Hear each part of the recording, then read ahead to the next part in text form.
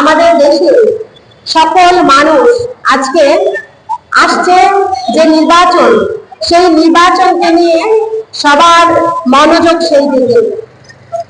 মানুষ যখন নির্বাচনের মধ্যে আছে এবং নির্বাচনী প্রচারণায় ব্যস্ত, সেই সময়ে আমরা দেখছি যে আমাদের দেশের যে অন্তর্বর্তীকালীন সরকার, ইউনিট সরকার, সেই ইউনিট সরকার সেক্ষেত্রে ডিপি ওয়ার্ল্ডের যে কোম্পানি, সেই কোম্পানির সাথে আমাদের যে বন্দর, বাংলাদেশের প্রাণ বলা হয় যেই বন্দরকে, সেই নিউমরিং যে বন্দর, সেই বন্দরের যে চুক্তি, সেই চুক্তির ইজারা সেটা দেওয়ার চক্রান্ত তারা করছে।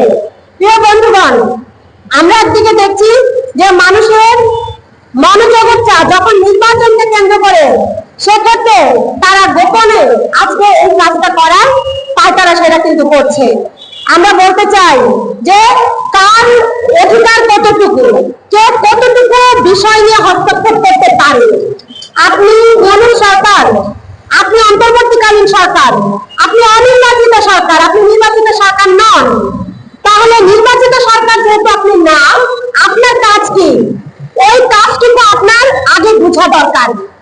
আপনার কাজ হচ্ছে এই দেশের নির্বাচনটা কিভাবে সুষ্ঠু হবে এবং নির্বাচিত সরকারের হাতে ক্ষমতা দেওয়ার পরে আপনি সুন্দর মতন সেখান থেকে চলে যাবেন। দেশের অভ্যন্তরীণ যে বিষয়, সেই বিষয় নিয়ে কথা বলবে নির্বাচিত যে সরকার আসবে, তারা সেগুলো নিয়ে কথা বলবে। আপনি এসে ওই পান থেকে শুরু করে চুল পর্যন্ত সমস্ত কিছু আপনি সেখানে নাক গলাচ্ছেন। এই দায়িত্ব কি আপনাকে দেশের মানুষ দিয়েছে?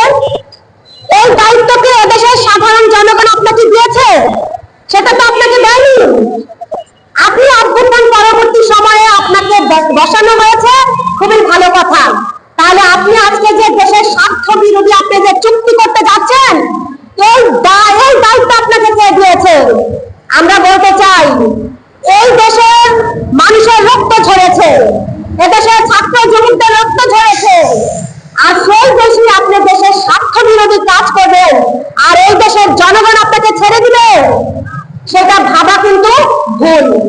আজ না হোক কাল এই খেসারত আপনাকে দিয়ে যেতে হবে এই দেশের মাটিতে।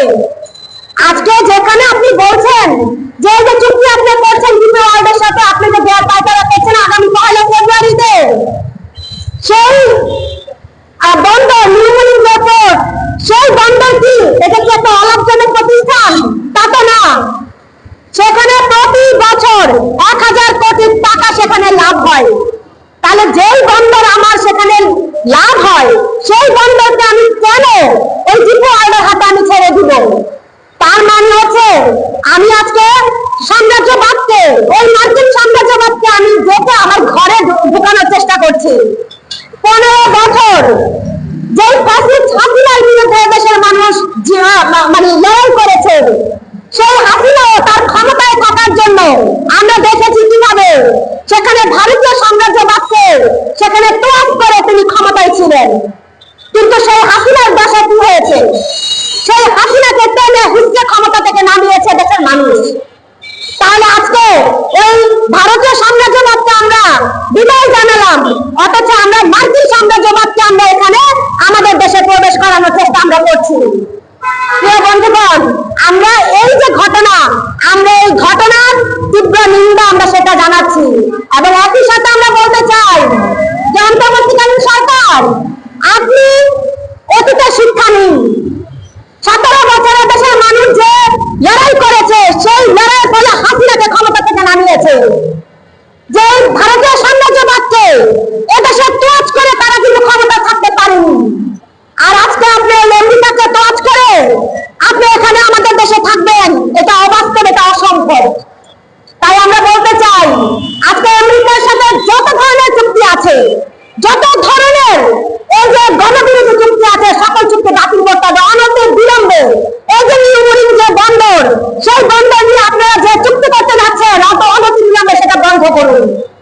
অন্যথায় এদেশের মানুষের কাছে আপনাকে জবাব আজ না হোক কাল দিতে হবে।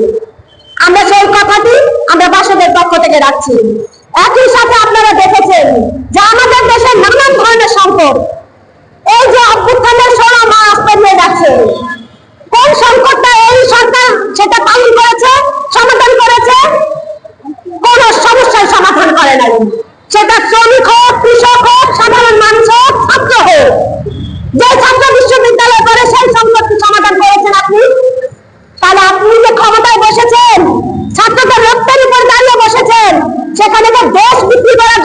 বসানো হয়েছে, বন্দর বিক্রি করার জন্য বসানো হয়েছে।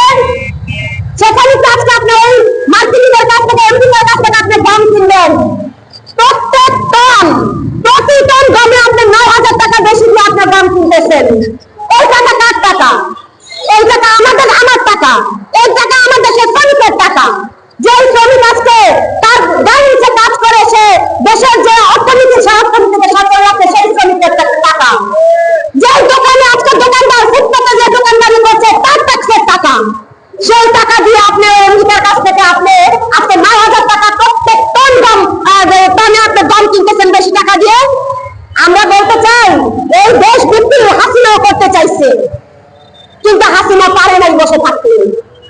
আপনি আজকে যখন দেশ বিক্রি করার জন্য এই যে গণবিরোধী চুক্তি করছেন, আপনিও থাকতে পারবেন না। এই কথাটা শুধু আমরা বলতে চাই। এই দেশের মানুষ যেভাবে দেশের ফ্যাসিস্টকে তাড়াইছে, আপনাকেও তাড়াইবো। তাই বলতে চাই, ইজ্জত থাকতে থাকতে আপনি এগুলো ছেড়ে দেন।